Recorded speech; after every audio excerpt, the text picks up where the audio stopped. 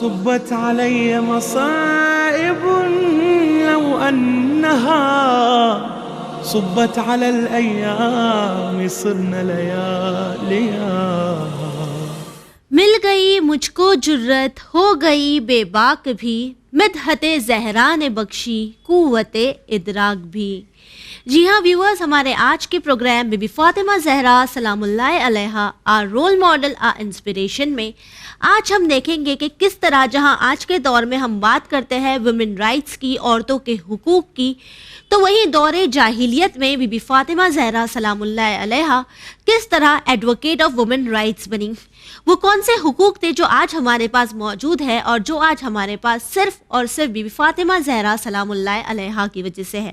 اسی موضوع پر آج ہم زیر بحث ہیں اور ہمارے ساتھ موجود ہے سسٹر عزمی زہرا رضوی. آئیے ان کا استقبال کرتے ہیں.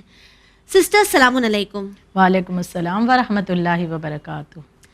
سسٹر، جہاں ہم بات کرتے ہیں عورتوں کے حقوق کی، ویمنس رائٹ کی، تو وہیں دین اسلام پر اگر ہم نظر ڈالیں تو دین اسلام عدل و انصاف کا دین ہے، اور اسی حوالے سے ہمیں کئی مردوں کی مثالیں ملتی ہیں، کافی مردوں کی تعریف کی گئی ہے عدل و انصاف کے لیے، کئی واقعات ہیں ان کا کافی ذکر ملتا ہے. لیکن اگر ہم بات کریں عورتوں کی تو کیا یہ حقوق ہمارے لیے نہیں ہیں، اور اگر ہے تو وہ کون سے حقوق ہیں، اور کیا کسی بیوی کا خصوصاً ذکر کیا گیا ہے؟ اعوذ باللہ من الشیطان اللعین الرجیم، بسم اللہ الرحمن الرحیم. بے شک دین اسلام عدل و انصاف کا دین ہے، اور دین اسلام میں وہ محترم ہے، وہ قابل توجہ ہے کہ جو متقی ہے، جو پرہیزگار ہے. یقیناً دین اسلام اسے اہمیت دیتا ہے کہ جو متقی ہے، جو پرہیزگار ہے، اب چاہے وہ مرد ہو یا عورت ہو.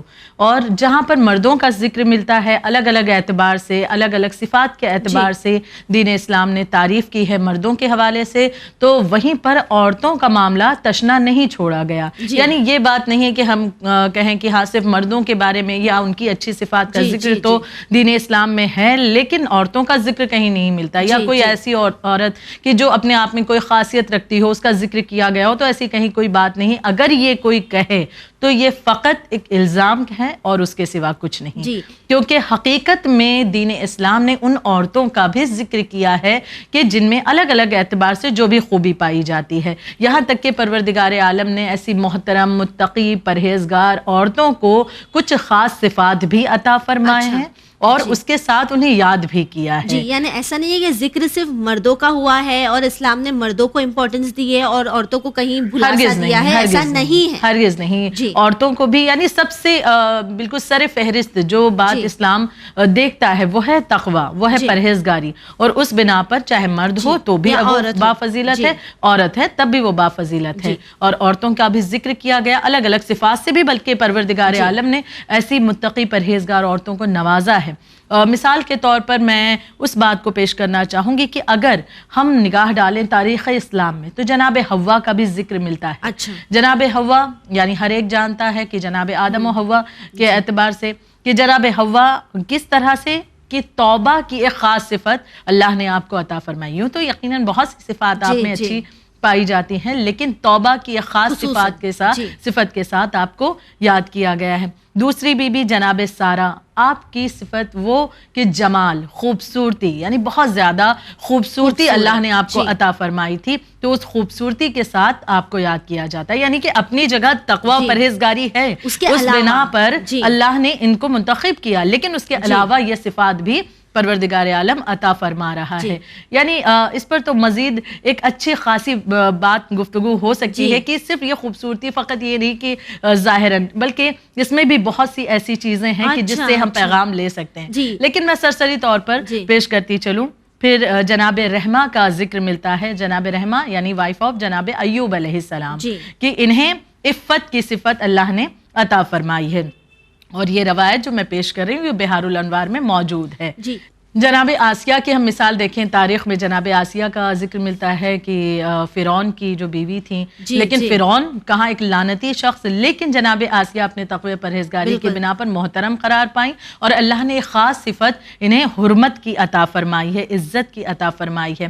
جناب زلیخا کی مثال ہے، ان کا ذکر ملتا ہے، جناب زلیخا کو ان کی حکمت کے حوالے سے یاد کیا جاتا ہے، وہ صفت اللہ نے عطا فرمائی۔ جناب بلقیس کا ذکر ملتا ہے جو کہ جناب سلیمان نبی کی زوجہ تھیں، اور آپ کو عقل یعنی بہترین عقل، جو یہ کہتے ہیں کہ عورتوں کو انڈر اسٹیمیٹ کیا جاتا ہے، کمتر سمجھا جاتا ہے، تو وہ ایک مرتبہ تاریخ اسلام کا جائزہ لیں کہ ایسی بھی خواتین تاریخ اسلام میں موجود ہیں کہ اللہ نے ایسی عقل دی ہے کہ وہ اس عقل کی بنا پر اتنا پاور رکھتی ہیں، اتنا ایک بہترین نظریہ رکھتی ہیں کہ پوری پوری حکومت سنبھال سکتی تھی۔ جناب بلقیس اس کی مثال ہیں۔ مادر موسیٰ، ان کو صبر کی صفت ایک خاص عطا کی اللہ نے۔ جناب مریم کا ذکر ملتا ہے کہ مریم مقدسہ بی بی کی کون نہیں جانتا، آپ کو صفوت کی صفت اللہ نے عطا فرمائی۔ جناب خدیجۃ الکبریٰ، آپ کو رضا و خوشنودی کی صفت بطور خاص اللہ نے عطا فرمائی۔ اور اب ہم ذکر کریں اس عظیم ہستی کا کہ جن کا نام فاطمۃ الزہرا سلام اللہ علیہا ہے۔ پروردگار عالم نے آپ کو علم کی سب سے بڑی صفت عطا فرمائی، اس علم کے بنا پر یہ تمام صفات جن کا ابھی ذکر کیا گیا یکجا ہو کر بی بی میں پائی جاتی ہیں، جناب فاطمۃ الزہرا یقیناً، اور اس سے بھی بالا تر۔ یہی تو وجہ ہے کہ تمام عالمین کی، ہر زمانے کی عورتوں کی سردار اگر کسی کو کہا گیا ہے تو وہ جناب فاطمۃ الزہرا سلام اللہ علیہا ہیں۔ تو جو بھی یہ شک و شبہ کرتے ہیں یا ذہنوں میں یہ سوال لاتے ہیں، جو کہ فقط ایک الزام ہے کہ عورتوں کا ذکر تو اسلام میں ہے ہی نہیں، بس مردوں کو ہائی لائٹ کیا جاتا ہے، انہیں سامنے لایا جاتا ہے، لیکن ایک مرتبہ وہ جائزہ لیں، مطالعہ کریں، پڑھنے کی کوشش کریں تو پائیں گے کہ دامن اسلام میں ان جیسے خواتین اور بھی بہت سی خواتین کا ذکر موجود ہے۔ جی مسئلہ یہی ہوتا ہے سسٹر کہ ہمارے معاشرے میں جب بات بھی ہوتی ہے تو وہ مردوں کی زیادہ ہوتی ہے اور ہم ان پوائنٹس پر نظر نہیں ڈالتے۔ تو آپ کا شکریہ بھی ادا کرنا چاہیں گے کہ آپ نے ہمارے ویورز کو یہ بتایا کہ کس طرح عورتوں کی اہمیت بھی ہے اور ان کا ذکر بھی کیا گیا ہے۔ جس طرح ہم نے دیکھا کہ آپ نے جن بیویوں کا ذکر کیا، ان کی صفت کا ذکر کیا، اور ساتھ ہی یہ بھی بتایا کہ یہ ساری یکجا بی بی فاطمہ زہرا سلام اللہ علیہا میں پائی جاتی ہے، ساری صفات پائی جاتی ہے۔ تو وہیں اب اگر ہم دیکھیں اور اس دور جاہلیت پر نظر ڈالیں کہ جب عرب میں لڑکی کا پیدا ہونا برا مانا جاتا تھا، اسے زندہ دفنا دیا جاتا تھا، تو وہیں اسی دور میں بی بی فاطمہ زہرا کی آمد ہونا، ان کا آنا، ان کی ولادت ہونا، ان کی ولادت سے لڑکیوں کو کس طرح کے حق ملے اور لڑکیوں کو کس طرح کا فائدہ ہوا؟ بے شک جناب فاطمۃ الزہرا سلام اللہ علیہا، جیسا کہ ابھی گزشتہ سوال میں نے جواب دیا آپ کے سامنے کہ پروردگار عالم نے آپ کو ہر زمانے کی عورتوں کی سردار بنایا، جی، تو اب ذمہ داری بھی بڑھ گئی، ذمہ داری بھی زیادہ ہے جناب سیدہ کے کاندھوں پر، کیونکہ آپ تمام زمانے، ہر زمانے کی عورتوں کی سردار ہیں۔ تو لہٰذا زمانے میں جو بھی ایسی کچھ باتیں کہ جس کی بنا پر کہیں پر کچھ ظلم زیادتی نظر آتی ہے، اس کو بدلنے کا بھی حق جناب فاطمہ زہرا رکھتی ہیں۔ یہاں تک کہ آپ کا وجود ایسا معجز نما ہے کہ ہم اس دور کی اگر بات کریں جس کا ذکر بھی آپ نے اپنے سوال میں کیا ہے کہ ایک دور ایسا، دور جاہلیت، کہ جب لڑکیوں کا پیدا ہونا ایک بہت ہی زیادہ کہ بری بات سمجھی جاتی تھی، اس گھر میں ماتم کا ماحول ہوتا تھا کہ جہاں پر بیٹی پیدا ہوتی تھی، یعنی وہ باپ اپنے آپ کو بہت شرمندہ محسوس کرتا کہ جیسے ایک بہت بڑا گناہ سرزد ہو گیا۔ بیٹی کی آمد پر یہ عالم ہوتا تھا، یہاں تک کہ بیٹی کے پیدا ہونے کے بعد میں گھر میں کسی طرح کی کوئی خوشی کی کوئی بھی نشانی سامنے نہیں دیکھی جاتی تھی، بلکہ مرد غم و غصے میں بھرا ہوتا تھا کہ اس کے گھر میں بیٹی کی ولادت کیوں ہو گئی۔ اب ایسے دور میں کہ جب حالات اتنے بدترین ہوں، ایسے دور میں بیٹی کی اہمیت لوگوں کے سامنے کرنا، پیش کرنا اور پھر منوا لینا، یہ ایک بہت بڑا چیلنج تھا، بہت بڑا یقیناً۔ لیکن ایسے دور میں بھی پروردگار عالم نے ایک بہترین راستہ نکالا، ایک ایسا حسین ذریعہ بھیجا کہ جنہیں ہم شہزادی کونین کہتے ہیں۔ پروردگار عالم نے رسالت مآب کو، کہ اب تک لوگ ابتر ہونے کا تانا رسول اللہ کو دے رہے تھے، لیکن خداوند عالم کو کچھ اور منظور تھا۔ پروردگار عالم نے تاخیر کی ہے، لیکن اب جو اولاد دی ہے تو بیٹی دی ہے۔ اب اس دور میں جبکہ بیٹی کو بڑا ذلت و رسوائی کا سامان سمجھا جاتا تھا، تو ایسے دور میں پروردگار عالم نے رسول عربی کو، خاتم الانبیاء کو، حضرت محمد مصطفیٰ صلی اللہ علیہ وآلہ وسلم کو بیٹی عطا فرمائی، بیٹی عنایت کی۔ اب اس بیٹی کے ذریعے وہ تبدیلی، وہ انقلاب پروردگار عالم لانا چاہتا ہے، ان ذہنوں کو بدلنا چاہتا ہے، وہ بیٹیوں کو وہ حق دینا چاہتا ہے جس سے انہیں اب تک محروم رکھا گیا تھا. جناب زہرا کی آمد ہوتی ہے. آپ کے آنے کے بعد اس دنیا میں جناب زہرا کے وجود نے اس بات کو واضح کر دیا ہے کہ ایک بیٹی کی آمد بہت متبرک ہے. بیٹی وہ ہے کہ جب وہ آتی ہے اس دنیا میں اپنے والدین کی زندگی میں آتی ہے, رحمت بن کر آتی ہے. جناب زہرا رسول خدا کی آغوش میں ہے. ہم دیکھتے ہیں رسالت مآب صلی اللہ علیہ وآلہ وسلم نے بارہا ان باتوں کو پیش کیا زمانے میں بیٹی کے حوالے سے کہ بیٹی جب کسی کے گھر میں بیٹا پیدا ہوتا ہے, پہلے ہم اس بات کو جانیں, بڑی پیاری حدیث ہے کہ جب کسی کے گھر میں بیٹا پیدا ہوتا ہے تو خداوند عالم کہتا ہے کہ میں نے تجھ پر احسان کیا. بیٹا پیدا ہوا تو خدا کہتا ہے میں نے تجھ پر احسان کیا. لیکن جب خدا کسی کے گھر میں بیٹی پیدا کرتا ہے تو خدا یہ کہتا ہے کہ تو نے مجھ پر احسان کیا, اے بندے تو نے مجھ پر احسان کیا. یعنی سوچئے کہ بیٹی کی آمد کتنی متبرک, کتنی محترم ہستی ہے. یقیناً کہ وہ لوگ جو بیٹی کی, آج بھی بہت افسوس ہوتا ہے کہ زمانہ بہت ترقی یافتہ ہو گیا, لیکن آج بھی کچھ گھر ایسے ہیں کہ بیٹی کی آمد پر, ان کی ولادت پر بہت زیادہ غم سے بھر اٹھتے ہیں کہ نہیں بیٹا ہونا چاہیے تھا, یا پھر ایسے فورس کیا جاتا ہے, یا یوں کہیں کہ پریشرائز کیا جاتا ہے بہوؤں کو بھی اس بات پر کہ تم نے بیٹی جو پیدا کی ہے اب تمہیں بیٹا پیدا کرنا ہے. جب تک بیٹا نہ ہو جائے تب تک کہ اب اس عالم میں کہ کئی بیٹیاں ہوتی چلی جاتی ہیں اور پھر اس کے بعد حالات بہت زیادہ خراب ہوتے ہیں. تو بہرحال ان چیزوں پر توجہ دینے کی ضرورت. جناب زہرا کی آمد کہ آپ نے آنے کے بعد بیٹیوں کو حق دلوایا ہے کہ ایک بیٹی کی جسے عزت کی نگاہ سے دیکھا جائے, ایک بیٹی جو کہ رحمت قرار پا رہی ہے, یہ اسے حق مل رہا ہے. ایک بیٹی کے ذریعے یہ حق مل رہا ہے کہ رسول خدا فرماتے ہیں کہ جس شخص نے بھی 3 بیٹیوں کی یا 3 بہنوں کی سرپرستی کی ہے, ان کی پرورش کی ہے اور انہیں ساتھ عزت کے رخصت کیا ہے, یعنی ان کی شادی کی, ان کا عقد کر دیا, اللہ اس پر جنت کو واجب قرار دیتا ہے. مقام دیکھیں ہم کتنا اعلیٰ ہے.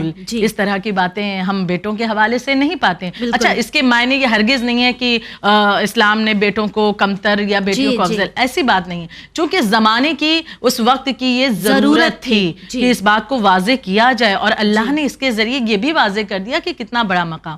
جناب زہرا کی مثال ہم لیں کہ پروردگار عالم نے جناب فاطمہ زہرا کے ذریعے رسول اللہ کی نسل کو چلایا ہے. یعنی یہ تمام عزت, وقار, احترام, یہ حقوق جناب زہرا کی آمد سے لڑکیوں تک پہنچی ہے. بالکل ٹھیک کہا آپ نے. تو ہم دیکھ سکتے ہیں کس طرح رحمت للعالمین کے لیے جو رحمت کا سبب بنی وہ بی بی فاطمہ زہرا ہے.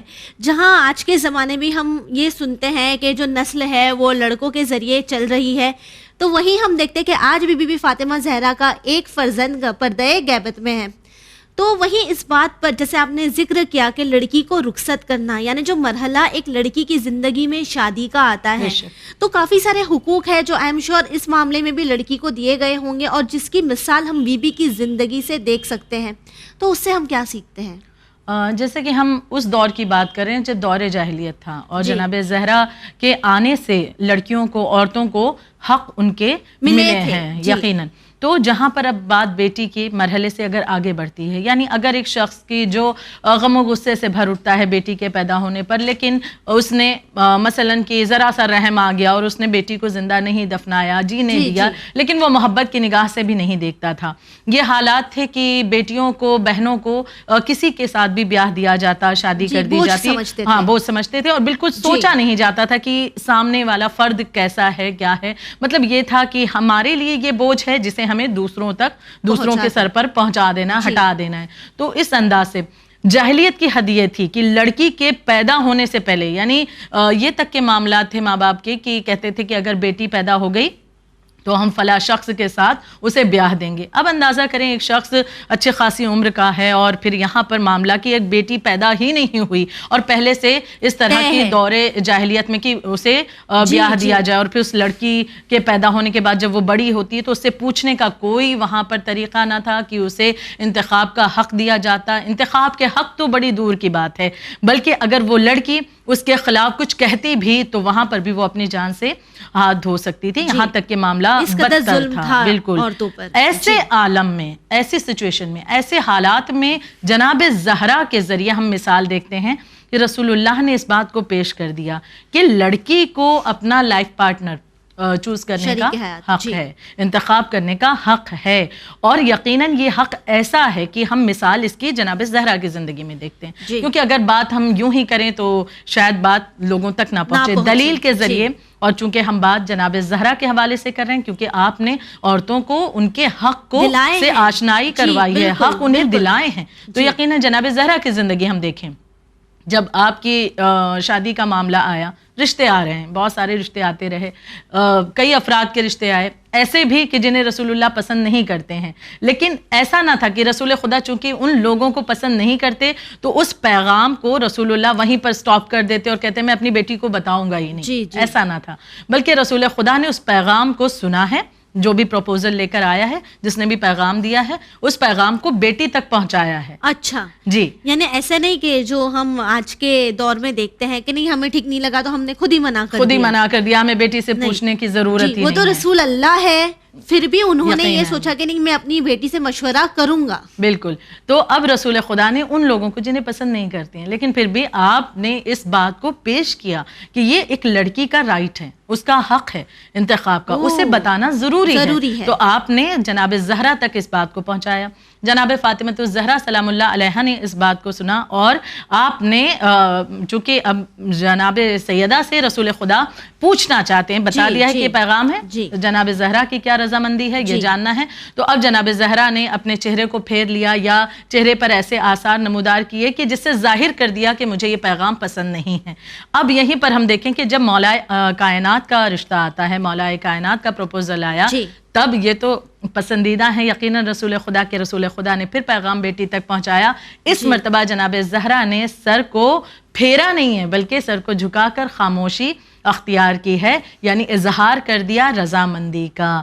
تو جناب فاطمہ زہرا اور رسول خدا نے اس مثال کو قائم کر دیا اور یہ بتا دیا کہ ایک لڑکی کا حق ہے وہ اپنے لائف پارٹنر کا انتخاب کر سکتی ہے. یہاں پر خواہر میں ایک بات کا اضافہ کرنا چاہوں گی کہ جب ہم بات یہ کرتے ہیں کہ ایک لڑکی کا حق ہے کہ وہ اپنے لائف پارٹنر کا انتخاب کر سکتی ہے اور باپ ہیں یا جو بھی عزیز و اقربا ہیں وہ اس حق کو اس سے نہیں چھین سکتے. اس کے معنی ہرگز یہ نہیں ہے کہ ایک لڑکی سرکش ہو جائے اور باپ اور بھائی کی کوئی اہمیت نہ سمجھے کہ نہیں مجھے تو انتخاب کا حق ہے تو اب میں سرکش ہو جاؤں، جو میرا دل چاہے گا وہ میں کروں گی، کسی کو بھی میں پسند کروں اور پھر میں بات کو پیش کر دوں، چاہے وہ شریعت کے اعتبار سے صحیح نہیں بھی ہے تو وہ اس بات کو لے کر اگر کہے کہ نہیں انتخاب کا تو حق ہے، نہیں، سرکش نہ ہونے پائے. بے شک یہ جو رائٹس ملتے ہیں لڑکیوں کو یہ انہیں خود مختار کرنے کے لیے، سرکش بنانے کے لیے نہیں ہے. بالکل ٹھیک کہا آپ نے. جس طرح سے آپ نے بات کی شادی کے حقوق کی اور اس بات کو واضح کر دیا کہ شریک حیات چننے کا حق بھی لڑکیوں کے پاس ہے اور یہ بھی ہم بی بی کی زندگی سے دیکھ سکتے ہیں. وہیں اگر آج کے دور میں ہم بات کریں مہر کی تو جہاں ہر چیز ڈسکس کی جاتی ہے وہیں مہر کو ڈسکس نہیں کیا جاتا. ہم اکثر اگر لڑکیوں سے پوچھیں تو انہیں ان کے نکاح کے وقت پتہ چلتا ہے کہ ان کا مہر کیا ہے، اس سے پہلے انہیں پتہ تک نہیں ہوتا. تو اگر بی بی کی زندگی پر نظر ڈالے تو کیا بی بی کے ساتھ بھی ایسے ہی کچھ پیش آیا تھا؟ ہرگز نہیں، بلکہ یہ ایک بہت بڑا غم ہے کہ آج کے دور میں اس طرح کی جو بات آپ نے کی یہ حقیقت ہے. اور نہ صرف یہ بلکہ آج یہ بھی ہم دیکھتے ہیں کہ بہت سی لڑکیاں تو ایسی ہیں کہ جنہیں نکاح کے سند پر انہوں نے دستخط کر دیے اس وقت تک نہیں پتا ہوتا کہ ان کا مہر کتنا معین کیا گیا، بس بتا دیا گیا کہ ہاں یہاں سائن کرنا ہے، یا جب نکاح پڑھا جاتا ہے اس وقت بیان کیا گیا، اگر لڑکی کو یاد ہے تو سن لیتی کہ بھائی اتنا میرا مہر معین کیا گیا، ورنہ بطور خاص اس سے پوچھا تک نہیں جاتا. بہت سے ایسے بھی لوگ ہیں. تو کیا پوچھنا چاہیے؟ یقیناً یہ لڑکی کا حق ہے، یہ اس کا رائٹ ہے. اور مہر کی ادائیگی یہ ہم تو بڑا اسے سیکنڈری رکھتے ہیں کہ ٹھیک ہے شادی کے دن جب میرج ہال میں جائیں گے وہیں پر ڈسکس ہو جائے گا اور وہیں پر جلدی پھر بات طے کر دی جائے گی. اور مہر فاطمی کہہ دیا گیا کہ مہر فاطمی ہونا چاہیے. اچھا جہیز فاطمی ہو اس پر توجہ ہماری زیادہ نہیں رہتی کہ جہیز اگر مہر فاطمی معین کر رہے ہیں تو جہیز بھی تو فاطمی ہونا چاہیے. جہیز کے حوالے سے تو بھائی ہمارے ہاں فلاں کو اتنا ملا تھا، ہمارے بڑے بیٹے کو اتنا ملا تھا، ہمارے عزیز کو اتنا ملا تھا جہیز میں، تو اگر آپ کم کر دیں گے تو ہماری عزت جو ہے کم ہو جائے گی، لوگ کیا کہیں گے کہ ان کے بیٹے کو کچھ ملا ہی نہیں. یہ تمام باتیں پیش کی جاتی ہیں. لیکن جب بات مہر کی آ جاتی ہے کہتے ہیں نہیں ہم بہت ریلیجس ہیں، ہیں, ہم بہت مذہبی ہیں, ہم تو مہر فاطمی رکھیں گے. بالکل ٹھیک. تو دونوں چیزوں کو ہمیں دیکھنا ہے. اور جہاں تک بات مہر کی ہے تو یہ لڑکی کا حق ہے, اس سے پوچھا جائے کہ مہر کیا رکھنا ہے, کتنا رکھنا چاہتی ہے, اور اگر مہر فاطمی رکھنا ہے تو یقیناً اس حوالے سے بہترین ہے. لڑکی مہر معاف بھی کر سکتی, یہ بھی اس کا حق ہے, لیکن اس سے جبراً مہر معاف نہیں کروایا جا سکتا کہ اس پر کوئی زور یا جبر کیا جائے کہ نہیں تمہیں معاف کرنا ہی ہے, یا پھر یہاں وہاں کی روایتیں کہ تم نے معاف نہ کیا, یہ تک کے باتیں پیش کی جاتی ہیں کہ اگر لڑکی نے مہر معاف نہ کیا, تم نے مہر معاف نہ کیا, دلہن کو بتایا جاتا ہے تو آپ کا جو رشتہ ازدواج ہوگا شوہر کے ساتھ وہ جائز نہیں ہوگا. یہاں تک کی باتیں پیش کی جاتی ہیں. یہ تمام باتیں واضح ہونی چاہیے کہ ایسی کوئی بات نہیں, مہر کا حق لڑکی کا ہے, وہ معاف کرتی ہے یا نہیں کرتی ہے. اگر وہ چاہتی ہے کہ مہر میں جو رقم رکھی گئی وہ اسے مل جائے تو دینا ضروری ہے شوہر کے لیے, اور اگر وہ معاف کرنا چاہتی ہے تو بھی یہ اس کا حق ہے. یہ حالانکہ بات الگ ہے کہ اگر لڑکی مہر معاف کرتی ہے اس کا ثواب بہت زیادہ ہے, فشار قبر سے پروردگار عالم اس کو محفوظ رکھتا ہے. تو بہرحال یہ حق لڑکی کو مہر کا بھی خداوند عالم نے دیا. تو یعنی ہم یہ دیکھ سکتے ہیں کہ شریک حیات کا مہر کا حق بھی لڑکیوں کو دیا گیا ہے, اور وہ بھی ہم بی بی زہرا سے ہی دیکھ رہے ہیں. تو اگر اب ہم نظر ڈالیں بی بی کی تعلیم پر, بی بی کس طرح پولیٹیکلی ایکٹیو تھی, یا پھر پراپرٹی کے حقوق پر, اور یہ سب دیکھیں ہم بی بی زہرا کی زندگی سے, تو یہ جو تمام رائٹس ہیں جو آج ہمارے لیے بہت امپورٹنٹ ہے, یہ وہ حقوق ہے جو ہمیں اسٹرانگ بناتے ہیں, یہ ہمیں بی بی کے ذریعے کس طرح ملے؟ بے شک, جیسے کہ بات شریک حیات کے انتخاب کی ہو جائے یا ایک بیٹی کے احترام کی ہو جائے, یہ تمام حقوق جناب زہرا دلوا رہی ہیں. اور مہر کی جیسے بات ہوئی کہ مہر کی پہلے ادائیگی کر دینا, جناب زہرا کی زندگی میں ہم دیکھتے ہیں شادی سے پہلے ہی مولا کائنات نے مہر کی ادائیگی کی تھی, اور پھر اس میں سے جہیز کا بقیہ سامان بھی رسول خدا نے لیا تھا, یہ تمام چیزیں. تو وہاں پر یہ چیزیں بھی موجود ہے کہ اس کے علاوہ بھی عورت کو حقوق حاصل ہے. جناب زہرا کے ذریعے اس بات کو ہم دیکھیں, لہٰذا عورت کو پراپرٹی میں بھی حق حاصل ہے. اور جناب زہرا کی زندگی میں ہم اس کی مثال کس طرح دیکھتے ہیں کہ رسول اللہ نے اپنا وہ حق کہ جو رسول اللہ کو تحفے میں ملا, وہ تحفہ اپنی بیٹی کو دیا ہے, کہ جس کے بارے میں خود قرآن مجید میں حکم آیا کہ وہ آت ذی القربیٰ حقہ, کہ اپنے ذی القربیٰ کو ان کا حق دے دیجئے. اور وہ کیا تھا؟ باغ فدق, کہ جو جناب فاطمہ زہرا کو رسول اللہ نے عطا فرمایا. یہ پراپرٹی تھی آپ کی, جناب فاطمہ زہرا کا یہ حق تھا, یہ آپ کی جائیداد, آپ کی ملکیت شمار ہوتی ہے باغ فدق, اس پر کسی اور کا حق نہیں تھا, کیونکہ ایک باپ نے اپنی بیٹی کو یہ دیا ہے, تو لہٰذا اس پر آپ کے سوا کسی کا حق نہیں بنتا. دوسرا حق ہم دیکھیں رائٹ ٹو ایجوکیشن. اگر اس حوالے سے تو جناب زہرا کی مثال کس طرح, تو بے شک یہ چیز ہے کہ علم غیب جناب زہرا کو اللہ نے عطا فرمایا. آپ کو یہ ممکن ہی نہیں ہے کہ کوئی ٹیچر ہوتا اور آپ کو تعلیم دیتا, آپ کو سکھاتا.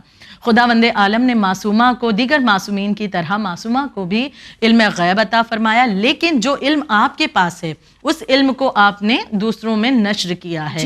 دوسری عورتوں کو, خواتین کو آپ تعلیم دیتی تھیں, اور اس بات کا اظہار آپ نے کیا ہے, واضح کر رہی ہیں کہ ایک لڑکی کو, ایک عورت کو علم حاصل کرنے کا حق ہے, تعلیم یافتہ ہونا چاہیے. یقیناً اس کو رائٹ ٹو ایجوکیشن, یہ وہ اس کے لیے حق ہے. بے شک وہ ایجوکیشن حاصل کرے, وہ علم حاصل کرے, وہ تعلیم یافتہ ہو, وہ اپنی زندگی کو علم کے طریقے سے بہترین طریقے سے گزارے. یعنی یہ جو ایک مائنڈ سیٹ ہے آج بھی لوگوں کا کہ لڑکوں کو پڑھانا چاہیے, لڑکوں کو زیادہ تعلیم دینی چاہیے, لڑکیوں کو زیادہ نہ پڑھایا جائے, اس بات کے اگینسٹ ہے بی بی فاطمہ زہرا. یقیناً اگر ایسا ہوتا تو جناب فاطمہ الزہرا سلام اللہ علیہا کبھی بھی تعلیم کے اعتبار سے اس طرح کی مثالیں نہ پیش کرتی, کبھی دوسروں کو تعلیم نہ دیتی. آپ یہی کہتی ہیں کہ اگر عورت کی ذمہ داری فقط چار دیواری کے اندر ہے کہ وہ صرف گھر کے کاموں میں مشغول رہے, اسے علم سے کوئی مطلب نہیں ہے, تو جب بھی کوئی علمی گفتگو ہوتی تو جناب زہرا اس میں کیسے سامنے ہیں. اگر علم بانٹنا ہے تو اس میں جناب زہرا کیسے سامنے ہیں.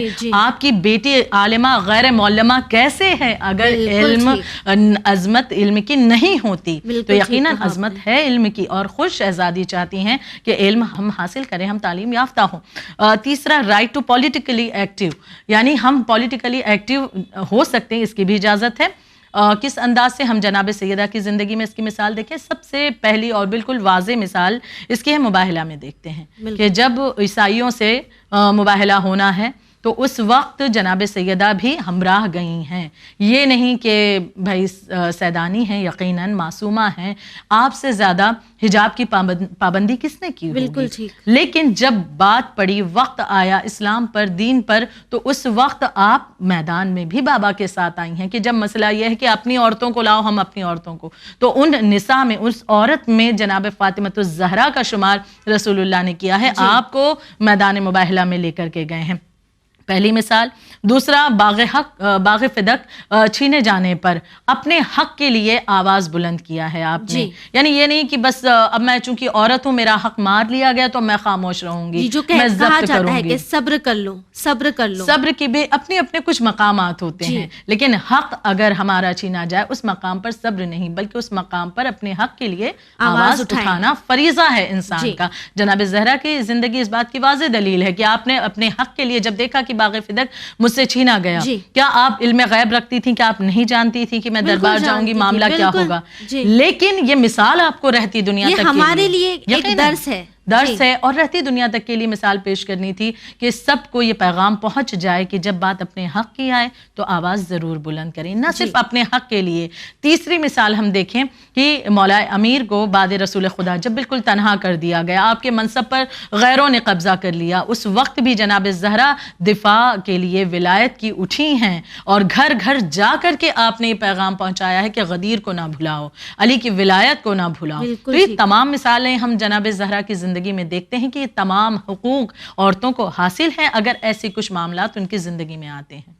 یعنی سسٹر یہ بات ہم دیکھ سکتے ہیں کہ ہمارے اس ایپیسوڈ کے ذریعے یہ بات پوری طرح واضح ہو گئی کہ اگر ہم بات کریں وومن رائٹس کی، تو جو رائٹس کے لیے آج لوگ آواز اٹھاتے ہیں، ان تمام چیزوں کے لیے آواز بی بی فاطمہ زہرا نے بہت پہلے ہی اٹھائی ہے اور ہمیں یہ بتایا ہے، بلکہ پوری دنیا کو یہ بات بتایا ہے کہ عورتیں اسلام میں اوپریس نہیں کی جاتی ہیں، بالکل، بلکہ خود مختار ہیں. یہ حقوق دے کر جناب سیدہ نے ہمیں خود مختار بنایا ہے. بالکل، بے شک بہت احسان جناب سیدہ کا تمام ان عورتوں پر کہ بالخصوص جو یہ نہیں جانتی کہ ان کے حقوق کیا ہیں. جناب فاطمہ زہرا اس طرح سے عطا فرما رہی ہیں کہ خود مختاری کی زندگی انہیں عطا کی ہے. بالکل ٹھیک کہا آپ نے سسٹر. تھینک یو سو مچ اپنا قیمتی وقت ہمیں دینے کے لیے. ویورز، آخر میں بس آپ سے یہی کہنا چاہیں گے کہ جہاں آج کے زمانے میں لوگ وومن رائٹس کی آواز اٹھاتے ہیں، یہ کہتے ہیں کہ اسلام میں عورتوں کو کمتر سمجھا جاتا ہے، انہیں اوپریس کیا جاتا ہے، تو انہیں لے جانا چاہیے دور جاہلیت کی طرف، جب عورتوں کو زندہ دفنا دیا جاتا تھا، اور اس دور میں بی بی فاطمہ زہرا نے آ کر عورتوں کو عزت دلائی اور ساتھ ہی عورتوں کا مرتبہ دنیا کو بتایا. جہاں اگر ہم بات کریں ویمن رائٹس کی اور خاص کر ایڈوکیشن کی، تو ایام فاطمی کے ان دنوں میں کوشش کرے اپنے آپ کو تعلیم کے زیورات سے سنوارنے کی، کوشش کرے کہ ان دنوں میں زیادہ سے زیادہ بی بی فاطمہ زہرا کے بارے میں سیکھ سکے اور اپنے آپ کو اصل فاطمی بنا سکے. اسی امید کے ساتھ ہمیں دیجیے اجازت، پر بنے رہیے چینل ون کے ساتھ. پیغام انسانیت. شکریہ.